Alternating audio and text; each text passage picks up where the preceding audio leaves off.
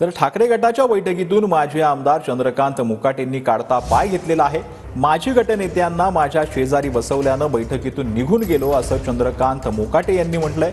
विधानसभेत माझं काम केलं नाही, त्यांना माझ्या शेजारी बसवल्यानं मी निघून गेल्याचं चंद्रकांत मुकाटे यांनी म्हटलंय। अंधारे वसंत मोरे यांच्याशी काहीही संबंध नाही असं देखील यावेळेला मुकाटे यांनी म्हटलेलं आहे। शिवसैनिक म्हणून तुम्ही ओळखले जात, आज तडकाफडकी तुम्ही निघून आले, नाराज असल्याची देखील चर्चा आहे। नेमकं काय झालं? जे शिवसेनेचे माजी गटनेते आहेत महानगरपालिकेतले, त्यांना व्यासपीठावर बोलवलं।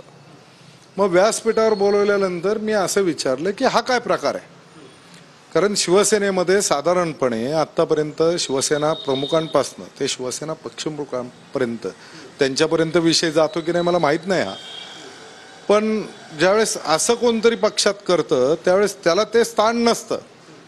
मग ते माझ्या शेजारी आणून बसवल्यानंतर माझ्यातला स्वाभिमान काहीतरी शिल्लक आहे, प्रचारामध्ये यांचा सहभाग नाही। मग माझ्या शेजारी जर ती खुर्ची मांडण्यात आली असेल तर मी बसणं त्या ठिकाणी स्वाभिमान म्हणून मला उचित वाटलं नाही।